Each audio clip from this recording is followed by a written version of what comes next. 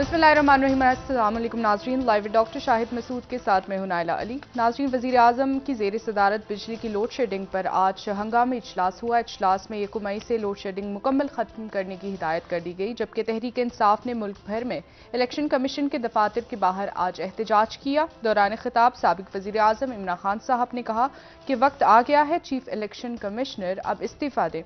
इस समेत दिन भर जो अहम मौज़ूआत रहे उन पर बात करेंगे। हमारे साथ स्टूडियो में मौजूद हैं डॉक्टर शाहिद मसूद। अस्सलाम वालेकुम डॉक्टर साहब। वालेकुम जी, आपको बना दी। सर, नई इत्तेहादी हुकूमत जब ऑपोजिशन में थी तब उस वक्त की हुकूमत पर महंगाई के हवाले से काफ़ी तनकीद कर रही थी, लेकिन अब जिस तरह से महंगाई को ये हुकूमत हैंडल कर रही है, क्या आप समझते हैं कि इस तरह से मैनेज कर पाएगी और अगले इंतखाबात तक? देखिए, आज के सबसे जो बड़ी खबर और अफसोसनाक खबर जो है वो कराची में जो खुदकुश हमला हुआ, और ये किसी दूर दराज इलाके में जहाँ पे आप समझें कि कोई किसी गांव देहात, किसी सहराई इलाके में, किसी ऐसी जगह नहीं, मुल्क के सबसे बड़े शहर में और उसके वस्त में जी सर, ये खुदकुश हमला हुआ एक तवील अरसे के बाद। और ये जो है, और उसमें बदकिस्मती के साथ ना सिर्फ ये कि हमारे अपने ही हैं, चाइनीज़ भी, हर मुल्क के लोग जो पाकिस्तान में आते हैं वो हमारे मेहमान होते हैं, हमारे अपने होते हैं। और उसमें बयान हो रहा है कि खातून जो है वो खुदकुश हमला किया और बलोच अलहदगी पसंद तंजीम की तरफ से उसकी जिम्मेदारी भी कबूल की गई।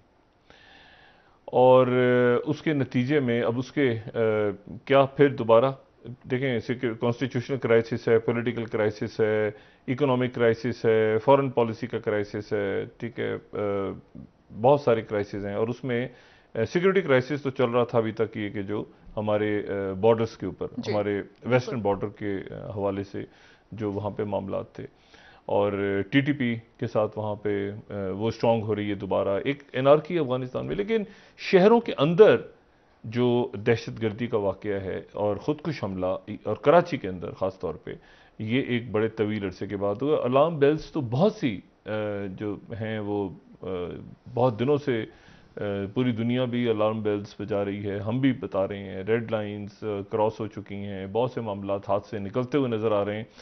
लेकिन यह है कि हमारे जो अकाबरीन हैं वो खुदा जाने कहाँ पे हैं और क्या चाहते हैं कि इस मुल्क में हो, और कि किस तरह से आगे इन सारे बुरानों को देख रहे हैं खामोशी से, क्या सोच रहे हैं ये हम समझने से कासिर हैं। लेकिन यकीनन कुछ ना कुछ सोच रहे होंगे वो।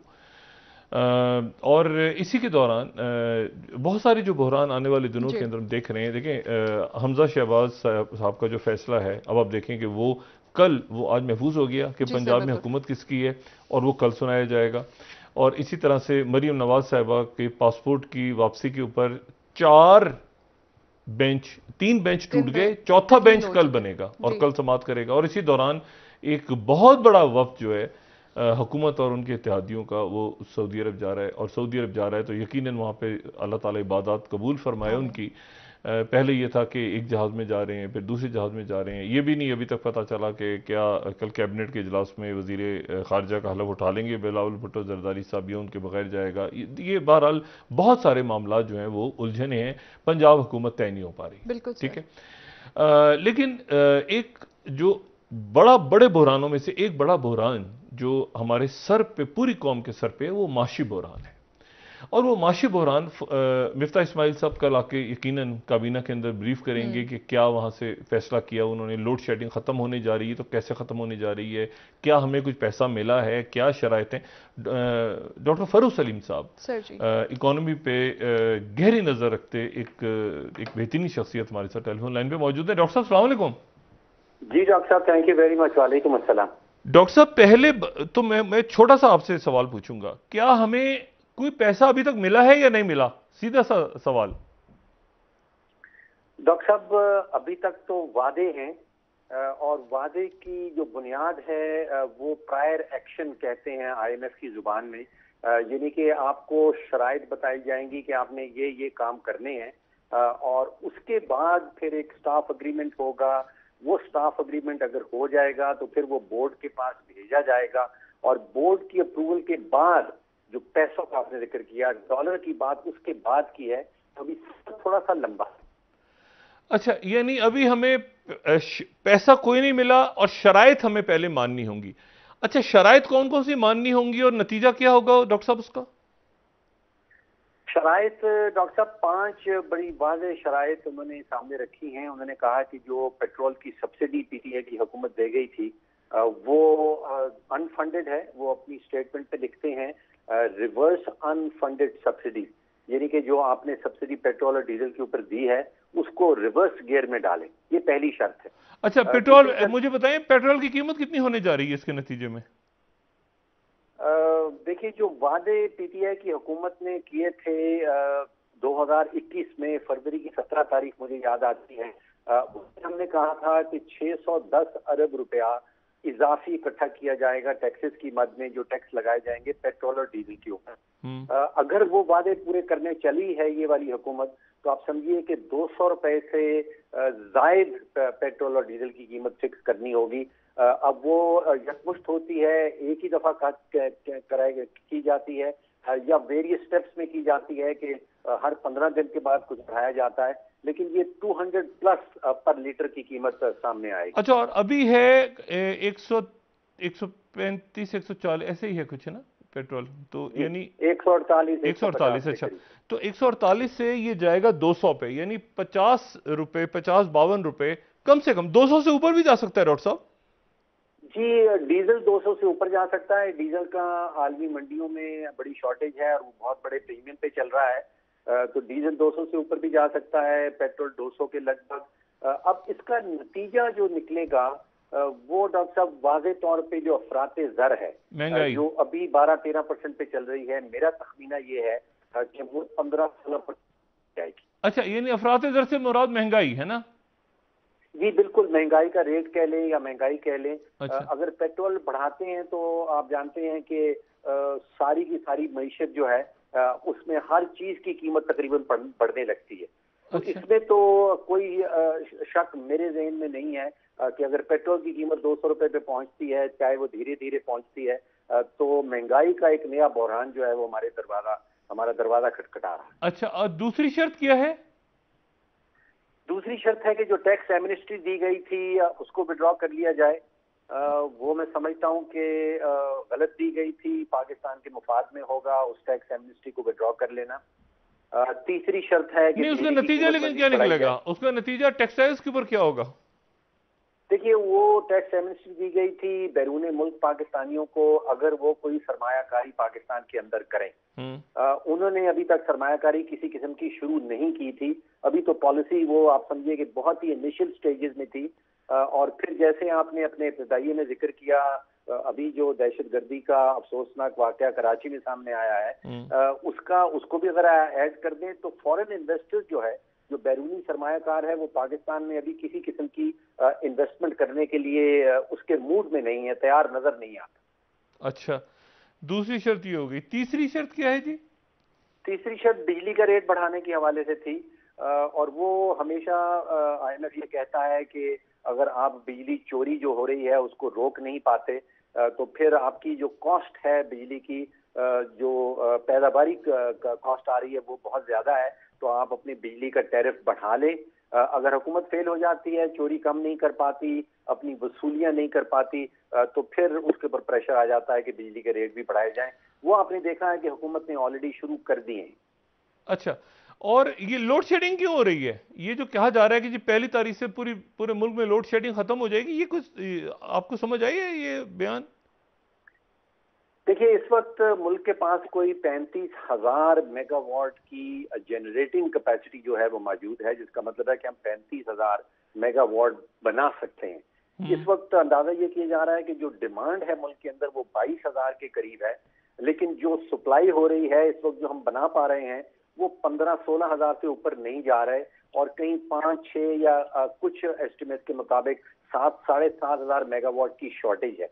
और उस शॉर्टेज के नतीजे में आप ये लोड शेडिंग देख रहे हैं, और उसकी बुनियाद बनती है कुछ तो पीटीआई की हुकूमत के डेबिट में जाता है। उन्होंने एलएनजी जो है वो टाइम पे प्रोक्योर नहीं की।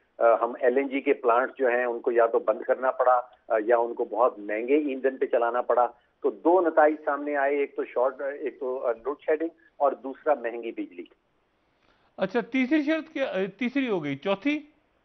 जी, चौथी शर्त उन्होंने बताई थी कि हुकूमत ने आईएमएफ से वादा कर रखा था कि उनका बजट, जिसको कहते हैं प्राइमरी बजट सरप्लस, यानी कि बजट जो है वो सरप्लस में जाएगा और उस सरप्लस की अमाउंट होगी 25 अरब रुपया।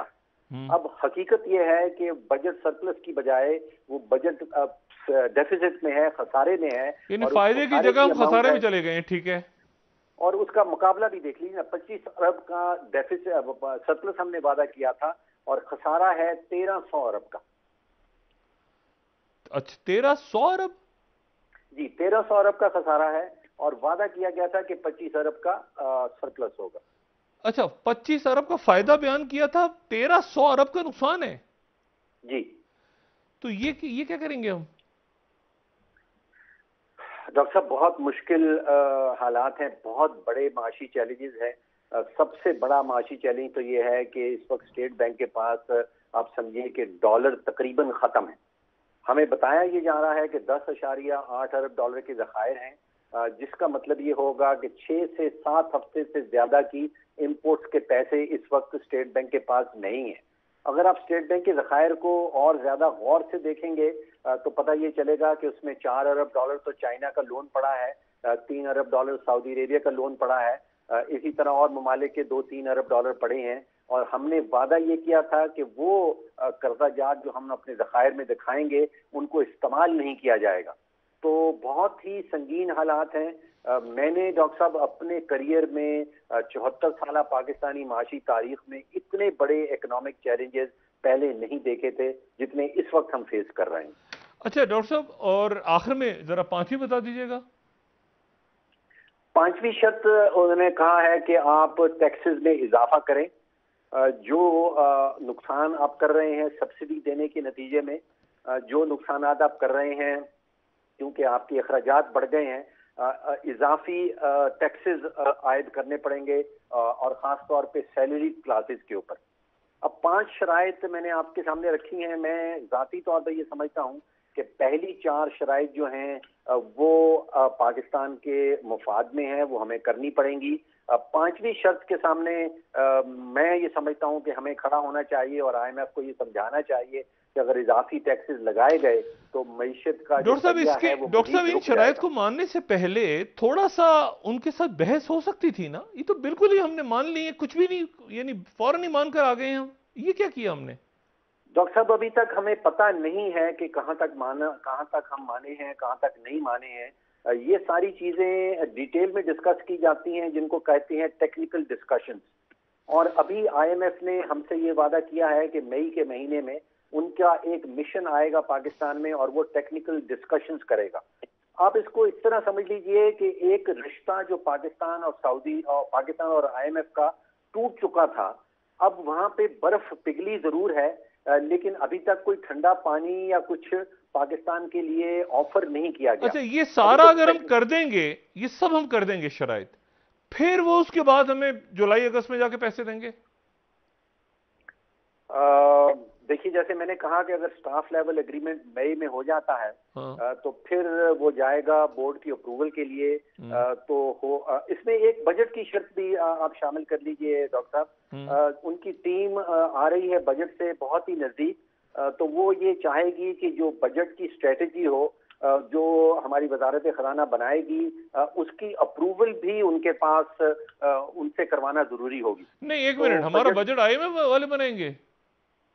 ये कहना शायद दुरुस्त ना हो। बनाया तो मिनिस्ट्री ऑफ फाइनेंस की तरफ से जाएगा, लेकिन उस बजट की जो हिकमत अमली है, जो स्ट्रेटेजी है, उसके जो पिलर्स हैं, उनकी अप्रूवल जरूरी होगी आईएमएफ के स्टाफ। अच्छा, अप्रूवल तो जरा सादा सा लफ्ज़ है, यूं क्यों नहीं कह लेते कि उनकी डिक्टेशन जरूरी होगी डॉक्टर साहब? डॉक्टर साहब, हमारी कन पट्टी में कोई बंदूक रख के हमें आईएमएफ के पास नहीं भेजा जाता। हम वहाँ पहुंचते हैं अपनी माशी पॉलिसीज की फेलियर की वजह से, अपनी गलतियों की वजह से, अपनी कोताहियों की वजह से, और खास तौर पे जब मुल्क के पास डॉलर खत्म हो जाते हैं, जो अगेन नतीजा है हमारी नाकिस पॉलिसीज का।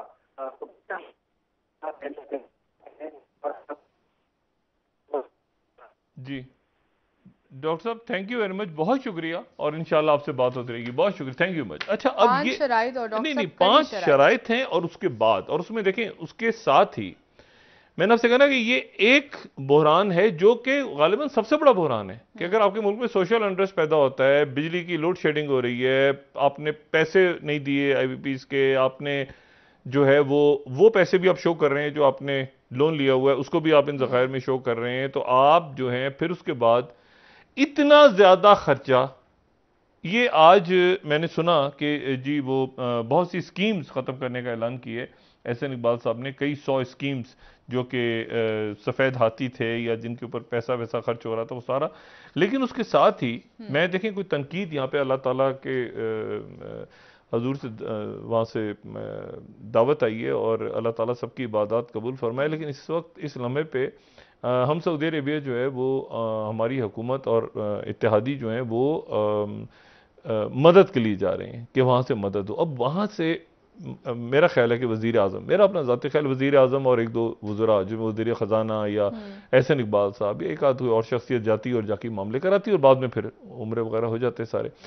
लेकिन ये कि इस मरहले पे वो भी हम देख रहे हैं कि एक ऐसी है जिससे आपको बज़ाहिर ऐसा लगता है कि बहुत ज़्यादा, यानी बहुत ही खुशहाल मुल्क है जहाँ पे बहुत ज़बरदस्त किस्म के जनाब अय्याशियाँ हो रही हैं मुल्क के अंदर, कोई इश्यूज है ही नहीं उसमें, ठीक है ना। और वहां पर कॉन्स्टिट्यूशनल क्राइसिस अपनी जगह मौजूद है। पंजाब हुकूमत किसकी है ये तय नहीं हुआ। उस्मान बुज़दार साहब ने आज कहा है कि मैं अपनी काबीना का ऐलान कर रहा हूं, मैं अपनी काबीना का ऐलान कर रहा हूं। उस्मान बुज़दार साहब ने कहा क्योंकि मेरा इस्तीफा मंजूर नहीं हुआ तो अब मैं अपनी छोटी सी काबीना 7-8 रुकनी काबीना का ऐलान कर दूंगा, वो आज या कल कर देंगे। हमजा शहबाज शरीफ साहब का फैसला जब आएगा तब आएगा, लेकिन उसके साथ ही दो किस्म के मुनहरफ अराकीन हैं। एक है कौमी असेंबली में मुनहरफ अराकीन ने वोट नहीं डाला तो उनकी एहलियत और नाअहलियत पे सवाल उठ सकता है कि उनको नाअहल किया जाता है, नहीं किया जाता, वोट नहीं, उनके वोटों की जरूरत नहीं पड़ी शहबाज शरीफ साहब को, इत्तेहादियों ने काम दिखा दिया। लेकिन जो पंजाब हुकूमत है वहां पर मुनहरफ अराकीन ने वोट डाला है, तो मुनहरफ अराकीन अगर जो है उनका केस भी चला गया इलेक्शन कमीशन के पास, वो मुनहरफ अराकीन जो है वो कम से कम इस मुद्दत के लिए तो नाअहल हो जाएंगे कम से कम, और अगर ज्यादा मामला खराब हुआ तो वो ताहयात नाअहलियत भी हो सकती है, और ताहयात नाअहलियत जो है वो सिर्फ चैलेंज हो सकती है सुप्रीम कोर्ट ऑफ पाकिस्तान में। तो ये जो है पंजाब असेंबली तो बिल्कुल ही एक ऐसी जगह पर खड़ी हुई है जहां पर वो मुनहरफ होकर वोट डाल चुके हैं, यानी जो वोट लिए शहबाज शरीफ साहब ने मुनहरफ अराकीन के लिए। वो एक कॉन्स्टिट्यूशनल क्राइसिस जो है, बड़ा कॉन्स्टिट्यूशनल क्राइसिस पंजाब में मौजूद है। फिर उसके साथ ही जैसे कि आज आपने कहा कि तहरीक इंसाफ ने जो है वो इलेक्शन कमीशन के बाहर जो है वो एहतजाज किया पूरे मुल्क में, और साथ ही जो इमरान खान साहब ने पेशावर में जो प्रेस कॉन्फ्रेंस की तो उन्होंने ये कहा कि जी यहां पर ऐसा है कि तैयारी पकड़ें और अगले चंद दिनों में गालिबन अगले 3-4 हफ्ते में इस्लामाबाद का वो रुख करने जा रहे हैं, और वाकई करने जा रहे हैं, ठीक है। इससे पहले शायद मुल्तान में जलसा होगा, यौम दुआ, लेकिन वो इस्लामाबाद, वो एक प्रेशर उनका इस्लामाबाद की तरफ आ रहा है। और चूंकि पॉलिटिकल स्टेबिलिटी नहीं है, जब तक मुझे ये समझ नहीं आता, मैं यकीन करें कि इस बात को समझने से कासिर हूं कि इस वक्त जो है ये हुकूमत क्यों बनी, हकीकतन ये क्यों बनी। मतलब अगर इमरान खान साहब के खिलाफ एक मामला हो भी रहा था, ये जो है ये मामला आगे इलेक्शंस की तरफ चला जाता, ये अब चला जाए, इसको इस पूरे तामझाम को क्यों सर पे लिया गया, ठीक है। जब इतनी अनस्टेबल हुकूमत है कि तमाम इत्तेहादियों को साथ ले जाना पड़ रहा है, एक इत्तेहादी भी अगर पीछे रह जाता है तो नाराज होकर बैठ जाएगा, मुझे तो नहीं लेके गए। यानी अगर ये सूरत, कल को उन्होंने चाइना जाना फेंकेंगे, हम चाइना भी साथ जाएंगे, अब उन्होंने कहना अमेरिका जाओ, अमेरिका भी साथ जाएंगे, उन्होंने कहा अफगानिस्तान जा रहे हैं, अफगानिस्तान शायद साथ ना जाए, ठीक है। यूरोप जाना हो फिर सब साथ जाएंगे। मसला यह है कि अब इस पूरी पिक्चर, ये पूरी जो सूरत हाल है, ये सूरत हाल कोई स्टेबिलिटी की तरफ तो नहीं है, और शहबाज शरीफ साहब के पास कोई सूबाई हुकूमत नहीं है। ये कितनी अजब सी बात है कि वजीर आजम के पास मरकज में हुकूमत है। पाकिस्तान की तारीख में मैंने कहा कभी ऐसा मैंने तो नहीं सुना कि मरकज में हुकूमत है और एक सूबा भी नहीं है। और जो हुकूमत से चले गए इमरान खान साहब, उनके बाद आजाद कश्मीर भी है, केपी भी है, ठीक है, गिलगित बल्तिस्तान भी है, पंजाब भी है, ये है ना सारे सूबे अभी तक उनके पास, यहाँ गवर्नर भी बैठे हैं यहाँ पे सवाई सिंध के। अब इशू ये है कि ये इस पूरी पिक्चर में ये यहां पर एक जो अदम इस्तेकाम है कि आए गए अच्छा नवाज शरीफ साहब को पासपोर्ट इश्यू हो गया, खबर आई कल के जी वो पाकिस्तान आ रहे हैं, लेकिन जी। फिर ये हुआ कि पाकिस्तान नहीं आ रहे अभी वो, और उनको आना भी नहीं चाहिए मौजूदा हालात में, क्योंकि आप ये समझ रहे हैं कि उनको अभी नहीं आना चाहिए? अभी नहीं आना चाहिए, वो हालात देखकर आए ना, ऐसा ना हो कि फिर वो आ ही जाएं। उनकी हुकूमत है नहीं डॉक्टर नहीं, साहब, क्या उनकी पता हुकूमत, अगली बार उनकी हुकूमत उनकी ना हो। हुकूमत तो है, मगर उनकी हुकूमत जो है वो पहले शहबाज शरीफ साहब को तो वहां पर वापस लेकर आ जाए ना, पहले कोई आरिफ अलवी साहब का तो फैसला हो जाए। फैसला हो जाए। देखिए ना, यहां तो कुछ समझ ही नहीं आना ना, सर पैर ही नहीं है। अब मसला ये है सारा कि इस पूरी पिक्चर में आप जा रहे हैं सऊदी अरेबिया, चाइना का एक दिन पहले, ये देखें ये बड़ा इंपॉर्टेंट, एक बड़ी अहम बात है कि सऊदी अरेबिया जाने से एक रोज पहले चाइनीज जो उनके हमारे पास उनके मेहमान हैं उनके ऊपर अटैक होता है, और ये टारगेटेड है, ये ऐसे नहीं है कि नहीं, बिल्कुल टारगेटेड ड्रैकी करके प्रॉपर के जी इस वक्त यहां से बस गुजरेगी, ऐसे ऐसे वो खातून खड़ी हुई हैं और कुछ हमला किया और क्लेम भी कर लिया बाद में। इसका मतलब ये हुआ कि आपके मुल्क के अंदर दोबारा एक तो सिक्योरिटी क्राइसिस आपके बॉर्डर पे था, एक सोशल अनरेस्ट था। सोशल अनरेस्ट आप देख रहे हैं ना, कभी बेचैनी, कभी ये बच्चियों के वाकयात नजर आ रहे हैं, कभी कोई छतों से छलांग मार रहा है, कभी ये जो बच्चियां कराची से गायब हुई, और ये सोशल अनरेस्ट है माशरे के अंदर। माशरे के अंदर बेचैनी है, जान है, घरों में लड़ाइयां हो रही हैं, घरों में फसाद हैं, मोहल्लों में लड़ाइयां हो रही हैं, चोरियां डकैतियां और क्राइम बढ़ रहा है। महंगाई का सबसे पहला जो असर होता है वो माशरे में क्राइम्स होते हैं, जराइम बढ़ते हैं, चाहे वो इखलाकी जराइम हो, चाहे वो ये सब सारा, क्योंकि बेचैनी होती है, ठीक है, लोगों के पास, लोग उसमें लड़ना शुरू कर देते हैं एक दूसरे के साथ, लड़ाइयां झगड़े, इधर उधर, पानी नहीं आ रहा, बिजली चली गई, दुकान बंद हो गई, परेशान हाल लोग हैं, कारोबार बंद हो गया, कैसे आगे। इस पूरी सूरत हाल के अंदर वो ऊपर देख रहे हैं कि कहीं से हमें कोई अच्छी हवा का झोंका आएगा, तो ऊपर देख रहे हैं तो ऊपर से ऊपर मार कुटाई हो रही है, ठीक है, और ऊपर लड़ाई हो रही है, मार कुटाई हो रही है, मैं लूंगा, मैं आऊंगा, मैं ही करूंगा, मुझे ये वजारत, मैं ये, ऊपर वो सारा चल रहा है। फिर लोग देखते हैं अदालत की तरफ, तो अदालत जो है वो आपके मतलब है कि वो कहां तक जाएगी सियासी मामलात में, वो अपने आप को सियासी मामलात से पीछे कर रही है, क्योंकि ऑलरेडी सियासी मामलात कुछ ऐसे पिछले दिनों में रहे जिसमें अदालत को नहीं आना चाहिए था। मैंने पहले भी बात की, मैं दोबारा कह रहा हूं कि दो तीन चीजें उस दिन नहीं होनी चाहिए। इलेक्शन कमीशन को नहीं एक्टिव होना चाहिए था रात को, और उस दिन अदालतों को नहीं खुलना चाहिए था, बिल्कुल ठीक है। अगर कोई वाकया नहीं था, अगर तस्दीद हो गई कि ऐसा कोई वाकया नहीं था, ठीक है, और वो गलत स्टोरी थी, तो फिर अदालतें क्यों खुली? तो ये एक सब, और उस दिन प्रिजन वैन्स को भी नहीं होना चाहिए था। तो उस दिन क्या करते हैं, प्रिजन वैन में उठा नहीं, तो कुछ चीजें ऐसी हैं जो कि एक बदमजगी छोड़ गई है मुल्की, और तल्ख कर गई है पूरी सूरत हाल। इस्टेब्लिशमेंट कह रही है हम न्यूट्रल, लोग कह रहे हैं भाई एक मिनट, ये मुल्क सारा का सारा इस हाल तक पहुंचा कैसे है, तो इसको बताएं ना, मतलब कैसे यहां तक पहुंच के, तो फिर न्यूट्रल है संभाले, तो ये इसको कौन संभालेगा रौले रप्पे को, ठीक है, ये हमने तो नहीं सारा पैदा किया। तो बात सारी ये है कि अब इस पूरी पिक्चर में यहां से बतौर एक रियासत कौम निकलना है आपने, और अहम तरीन वाकयात इस वक्त दुनिया में हो रहे हैं, ठीक है, अहम तरीन वाकयात। यानी आप ये देखें, अगर आप सिर्फ इस मैप को मैं देख लो, तो पहले इस मैप को देखने से पहले तो मैं जरा ये कहीं से आप जरा ये देखें कि एलन मस्क, ठीक है ना, हमें चाहिए पाकिस्तान को $6 बिलियन, ठीक है, और एलन मस्क जो हैं इन्होंने ट्विटर खरीदा है, ठीक है, ट्विटर, और इनके पास $273 बिलियन हैं, $273 बिलियन, और ये दुनिया के सबसे अमीर शख्स हैं, 50 साल। और इनके ऊपर ट्विटर पे बहस ही चल रही है कि आपने जो है वो ट्विटर क्यों खरीद लिया $44 बिलियन का, इससे अच्छा आप $43 बिलियन देके श्रीलंका खरीद लेते। देखिए ना, ये एक वो चल रहा है, एक बहस चल रही है कि आप, अच्छा, ये जो है ये मौसूफ 50 साल इनकी एज है, और ये जो है ये साउथ अफ्रीका में पैदा हुए थे। इनकी वालदा जो है वो कनाडा की मॉडल थी, और इनके वालिद जो है वो साउथ अफ्रीका के। और उसके बाद जो है वो 10 साल की उम्र में सेपरेशन हो गई पेरेंट्स की, 10 साल की उम्र में पहला कंप्यूटर खरीदा, 12 साल की उम्र में उन्होंने वीडियो गेम का एक वो बनाया कोड, और वो $500 का बेच दिया। फिर उसके बाद इन्होंने पीएचडी की, और पीएचडी करने के बाद वहां से इन्होंने 95 में गालिबन इन्होंने एक प्रोजेक्ट बनाया ZIP2 के नाम से, मुख्तलिफ इन्वेस्टर्स वगैरह लेके, और उसको कुछ 300 मिलियन से ज़्यादा डॉलर में बेच दिया। अच्छा। उसमें से 33 मिलियन इनका शेयर आ गया, और फिर ये बढ़ते गए बढ़ते गए बढ़ते बढ़ते बढ़ते बढ़ते बढ़ते बढ़ते गए, ठीक है। और उसके बाद आप देखें कि 1 ट्रिलियन डॉलर्स की जो बिजली की कारें पूरी दुनिया में बनाती है जी, टेस्ला। और फिर जो है वो इन्होंने टेस्ला, और फिर उसके बाद इन्होंने जो है वो 1 ट्रिलियन डॉलर उसकी प्राइस है। फिर इन्होंने जो है वो स्पेस एक्स, और स्पेस एक्स इन्होंने बनाई, और उसके बाद चलते जाते जाते जाते जाते वही जिन्होंने अभी सैटेलाइट सर्विसेज सारी प्रोवाइड की यूक्रेन में और सारा किया, और ये बढ़ते जा रहे हैं बढ़ते जा रहे हैं। और उसके बाद अब जाहिर है कि बोर्ड मेंबर्स वगैरह पूरी दुनिया में जो भी रेगुलेटर्स हैं वो सारा करेंगे, लेकिन बिडिंग इनकी हो गई है और कुछ अर्सा लगेगा। लोग बड़े परेशान भी हैं कि पता नहीं फ्रीडम ऑफ स्पीच के ऊपर इनका क्या नुक्ता नजर है, लेकिन ये इन्होंने क्लैरिफाई किया है कि भाई कोई हम बिल्कुल फ्रीडम ऑफ स्पीच की तरफ नहीं जाएंगे, और ये सारा मामला।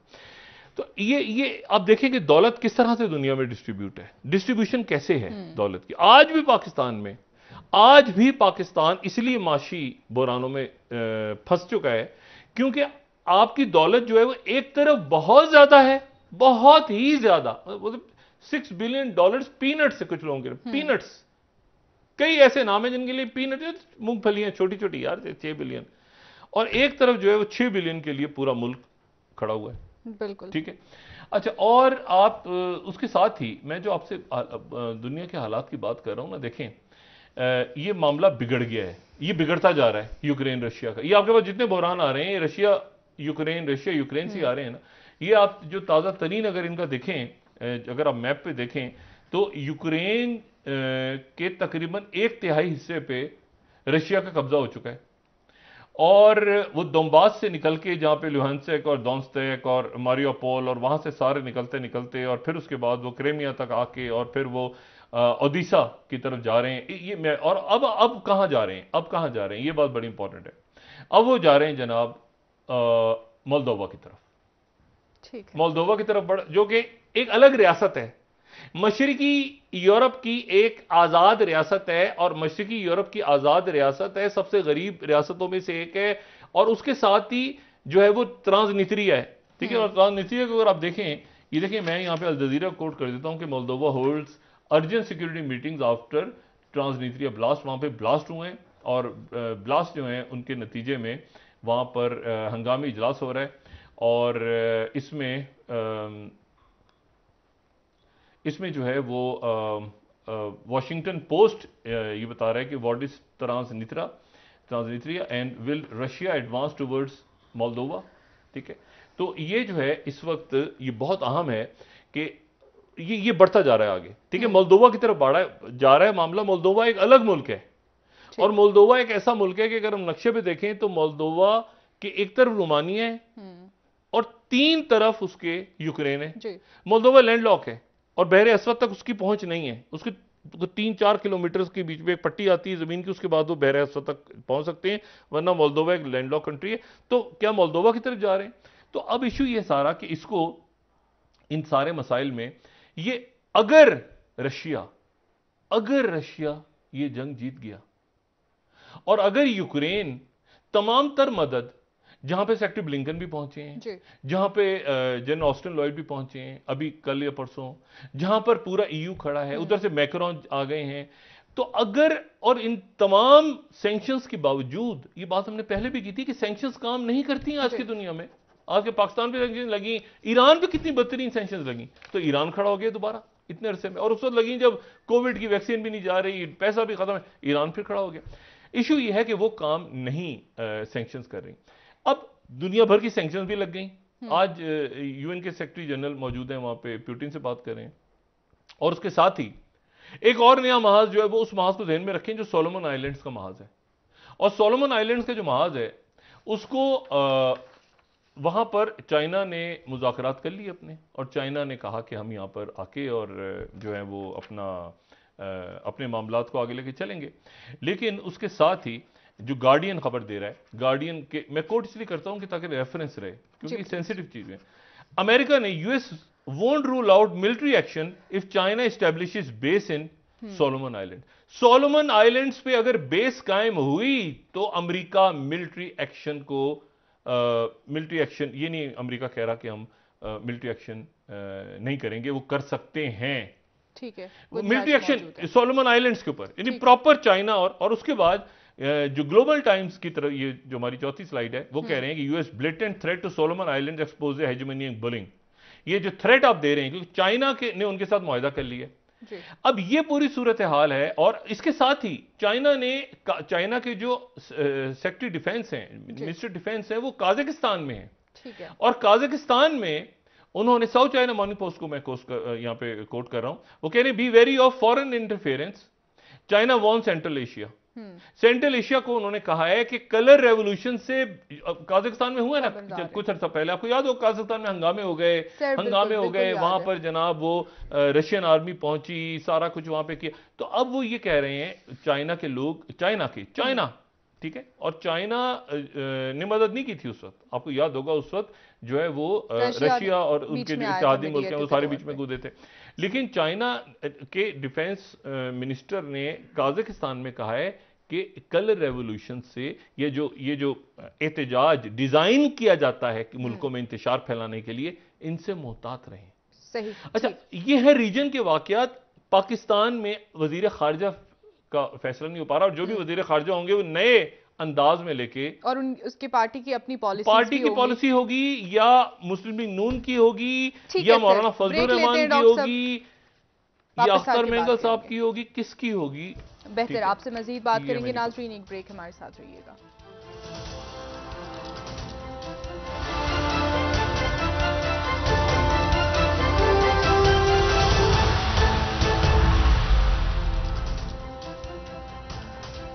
वेलकम बैक नाजरीन। जी डॉक्टर साहब, साबिक वज़ीर आज़म इमरान खान साहब ने आज कहा है कि इलेक्शन का ऐलान होगा तभी हम इस्लामाबाद से वापस आएंगे, और क्या उसी तरह का धरना होगा जैसे पहले उन्होंने प्लान किया? अभी तक वजाहत नहीं हुई इस बात की। एक तो तारीख सामने आ जाए जी, दूसरी बात यह कि उस वक्त धरने के वक्त तो मुल्क के हालात क्या होते हैं, मुल्क कितना माशी बहरान में, आईनी बहरानों की तरफ, ये अदालतें जो फैसले दे रही हैं, अदालतें भी पूरी कोशिश कर रही हैं कि सियासी मामलात में ना आए। लेकिन सियासी मामलात में अगर वो नहीं आती तो मामलात को कौन सुलझाएगा? इतने उलझ चुके हैं मामलात को अगर हमने जमहूरी अंदाज में चलना है, जो कि चलना चाहिए, तो फिर या तो पार्लियामेंट कुछ करे या अदालत, हर चीज अदालत के पास जाएगी। ये नहीं हलफ कौन उठाएगा, अदालत तय करेगी। ये कैसे होगा, अदालत तय करेगी। कितने लोग इधर से उधर गए, अदालत तय करेगी। इलेक्शन कमीशन जो है वो उनके सरबराह के ऊपर इमरान खान साहब, उनकी जमात फैसला कर चुकी है कि वो इस्तीफा दें। वो कह रहे हैं मैं इस्तीफा तो नहीं दूंगा, क्योंकि दबाव डाल के किस तरह इस्तीफा लिया जा सकता है। वो कह रहे हैं मुतनाज़े हो चुके हैं। लेकिन कल जो है वो एक रिलीफ भी मिला है, लेकिन वो रिलीफ जो है वो हाई कोर्ट से मिला है, वो इलेक्शन कमीशन से तो नहीं मिला। अब इशू ये है सारा कि, और घेराव भी हो रहा है इलेक्शन, और साथ ही पीटीआई की तरफ से कहा गया है कि ये सिर्फ ट्रेलर है, और इसके बाद मजीद आगे सड़कों पे गर्मी बढ़ रही है गर्मी के मौसम में। अब गर्मी के मौसम में जब सड़कों पे लोग निकले हों, और लोग वैसी सड़कों में निकलेंगे, देखिए ना, ताजिर हो गए, अगर ये टैक्स आयद होते हैं तनख्वाहदार तबके पे, तो तनख्वाहदार तबके पे टैक्स आयद होने से, और 200 रुपए से ज्यादा पेट्रोल होने से, और साथ ही लोड शेडिंग, और फिर बिजली की लोड शेडिंग भी हो रही है, बिजली के बिल भी बढ़ रहे हैं, तो ये लोगों के लिए नाकाबिले बर्दाश्त होने जा रहा है अगले चंद दिनों में, जिसके नतीजे में एक अफरा तफरी और इंतशार पूरे मुल्क में है। अब इसको कैसे हमने आपस में बैठ के तय करना है? देखिए, शहबाज शरीफ साहब पूरी कोशिश करने के बावजूद इस सेटअप को नहीं चला पाएंगे ज्यादा अरसे। बिल्कुल सर। और उनकी पार्टी के अंदर एक बहुत बड़ी तादाद में लोग ऐसे थे जिनका कहना यह था कि आप इलेक्शंस की तरफ चले जाएं, क्योंकि एक खराब सिचुएशन डेवलप हो रही है ना। अब इस खराब सिचुएशन में ये बात कहना कि जी IMF ने 8 बिलियन, 8 बिलियन का कर्ज और 1 बिलियन मिलेगा शराइत पूरी करने के बाद, ये सारी शराइत, फिर 2 बिलियन कहीं से आएंगे, फिर तातुल हो जाएगा, फिर आगे चलेगा, फिर पीछे चलेगा। और इस पूरी सूरत हाल में चाइना के तरफ जहां हम देख रहे थे, और चाइना यकीनन इस मामलात को समझ भी रहा होगा कि पाकिस्तान के अंदर ये प्रॉक्सी हो रही है, क्या हो रहा है कि चाइना के लोगों को अटैक किया जा रहा है। लेकिन पाकिस्तान की सिक्योरिटी फोर्सेस को भी बहरहाल मोहतात होना चाहिए, बहुत ज़्यादा केयर करनी चाहिए। हमारे मेहमान हैं पूरे मुल्क में, और ये देखें कराची के अंदर ही कन्फ्यूशियस सेंटर पे हुआ है, यानी ये CPEC से रिलेटेड नहीं है, ये बलूचिस्तान या केपी में ये हुआ कन्फ्यूशियस सेंटर, जो कि उनके जहाँ पर वो अपनी तालीम और अपने जो कम्युनिस्ट नज़रियात और उनके जो स्कूल्स हैं और जो जिनका जो जहाँ बक हुए हैं हमारे मेहमान, वो भी सारे के सारे असातिज़ा थे और वो वैन में आ रहे थे और वही रास्ता था जहाँ से रोज़ गालिबन आते थे। ये एक खातून थी गालिबन, जो वीडियो भी तस्वीर जो बना रही हैं वो दूसरी खातून है। ये बहुत बात हो रही है कि दो खवातीन थी, एक खातून खड़ी हैं और उनकी साथी खातून जो है गालिबन वो तस्वीर बना रही हैं, ये वीडियो बना रही हैं। ये भी एक बात कही जा रही है। तो बहरहाल इस पर इन्वेस्टिगेशन सामने आएगी, लेकिन ये मामलात खराबी की तरफ जा रहे हैं। इनको अगर हमारे अकाबरीन ने, हमारे सियासत जो कल भी बात की, अगर मिल के आज नहीं बैठे तो मामलात हाथ से निकल जाएंगे, जो मुझे लगता है काफ़ी हद तक निकल चुके हैं। जैसे होता है ना कि आप वो काफ़ी हद तक निकल चुके हैं मामला। तो आप पूछें लोगों से जाके क्या करना है, तो उनके पास कोई हल नहीं होता, एग्जॉस्ट हो गए हैं लोग थक गए हैं कि यार एक मिनट, ये कब तक ये चलता रहेगा। जब बेजार हो जाते हैं ना लोग, बेजार हो जाते हैं तो वो फिर सुनना छोड़ देते हैं। फिर जो आप उनसे कुछ संजीदा बात भी करें ना तो कहते हैं यार छोड़ो, ये ऐसे ही हैं सारे, ये सब मिले हुए हैं, ये सब ऐसे ही चलता रहेगा यार, ये जाओ, ये नहीं यार, अब थक गए लोग। तो लोगों के अंदर ये, जब लोग अपने आप को अलग करना शुरू कर दें ना, अलग करना शुरू कर दें मुख्तलिफ मामलात से कि यार क्या ऐलान हो रहा है, यार हमें क्या बात कही जा रही है, यार कोई हमें क्या समझा रहा है, लोग लाताल्लुक होने चले जाए, वो माशरा बड़ा खतरनाक होता है। फिर फैसले लोग अपने हाथों में लेते हैं। तो इसीलिए मेरी गुजारिश है अकाबरीन से, सियासतदानों से, तमाम जो मकातब फ़िक्र के लोग हैं मुख्तलिफ, उनसे गुजारिश है कि खुदारा इन बहरानों को बद से बदतर जो कि ऑलरेडी हो चुके हैं, इनको अनारकी की तरफ जाने से रोकें। अनारकी भी है ही एक तरह से, और मैं कुछ सख्त लफ्ज़ इस्तेमाल नहीं करना चाहता, लेकिन शेख रशीद साहब ने खाना जंगी का लफ्ज़ इस्तेमाल करें, खाना जंगी और ऐसे अल्फाज भी इस्तेमाल हो रहे हैं कि अल्लाह ना करे ऐसा हो, लेकिन इसको संभालें, इसको कोई एक शक्ल दें, इस पूरे सिस्टम को कुछ शेप दें, एक पूरा रंग, एक रियासत, आपको एक मुल्क लगे चलता हुआ। ये तो बिल्कुल ऐसा लग रहा है कि किसी के हाथ में भी कुछ नहीं है, बिल्कुल ठीक है ना। और इस तरह ज्यादा देर तक हम चल नहीं सकते। इस दुआ के साथ कि अल्लाह ताला में संभलने का मौका दे। बार बार इशारे आ रहे हैं लेकिन हम संभल नहीं पा रहे। सर आखिरी, चूंकि चंद लम्हात हमारे पास रहते हैं, आखिरी मेरा सवाल आपसे, सर अभी जो हालात हैं हुकूमत के, क्या इंतखाबात की जो बात हो रही थी वो अभी हुकूमत उस पर अमल कर सकती है? मुझे नहीं चैलेंजेस मजीद आने वाले हैं और सिक्योरिटी कंसर्न। मैं नहीं जानता कि इस वक्त तो बजट तैयार हो रहा है ना, तो बजट की तो कमिटमेंट्स करके आ गए हैं। बजट तो आपने पेश करना है जून में, तो बजट की तो कमिटमेंट्स कर ली ना मिफ्ता इस्माइल साहब ने। तो बजट की कमिटमेंट्स करके जी वो डिक्टेशन या उनके सामने होगा या खुद आके टीम बैठेगी मई में, उनका मशवरा जो भी लफ्ज देते हैं, आप प्रायर एक्शन, आप सारा बजट उन्हीं के मुताबिक बना के देखेंगे, ठीक है ना। तो वो सारा कर देंगे, फिर बजट पेश होगा जून में, 1 जून। वो 15 मई से तो बैठ जाएंगे यहाँ पे आके, उनकी टीम बैठेगी। ज़ाहिर है क्योंकि आपने कई दफ़ा उनकी शराइत पूरी नहीं की उनकी, और आप जाते हैं ना खुद उनके पास, वो तो नहीं आते आपके पास, वो आप जाते हैं उनके पास, हमें दे दो, हम करेंगे, हम करेंगे, ऐसा वो करता बढ़ता जा रहा है। आप अपने अखराजात जो हैं वो अपना मतलब आप बहुत सारी चीज़ें नहीं कर पा रहे ना मुल्क में। हर जहाँ से उठाते हैं करप्शन स्कैंडल आ जाता है, दूसरी जगह उठाते हैं, एक हुकूमत जाती है उसका करप्शन स्कैंडल, दूसरी जाती है उसका और मेगा स्कैंडल, तीसरी जाती है और मेगा, वो सारे फिर होते होते एक जगह सारा खत्म हो जाता है। पता चलता किसी ने कुछ भी नहीं किया था, आगे चलो मट्टी बहाओ, उसके नतीजे में वो सारा फिर आगे चल पड़ते हैं, फिर वो शुरू हो जाता है सिलसिला। तो ये शैतानी खेल को कहीं ना कहीं हमने खत्म करके बतौर एक होता है रियासत, नॉर्मल रियासत आगे चल रहे हैं। खारजी मामलात, माशी मामलात, सिक्योरिटी की क्राइसिस, अब तो अंदर खुद कुछ हमले शुरू हो गए, और इतना टारगेटेड अगर हो सकता है तो फिर किसी और रंग में भी हो सकता है, अल्लाह ना करे। बिल्कुल सर, बहुत शुक्रिया डॉक्टर साहब। नाज़रीन, प्रोग्राम का वक्त खत्म हुआ, कल इंशाल्लाह दोबारा आपसे मुलाकात होगी। मुझे नाइला अली को इजाजत दीजिए, अल्लाह हाफिज़। अपना दोस्तों, रिश्तेदारों, गिरदोनवाह के लोगों का सब ख्याल रखिएगा। अल्लाह हाफिज़।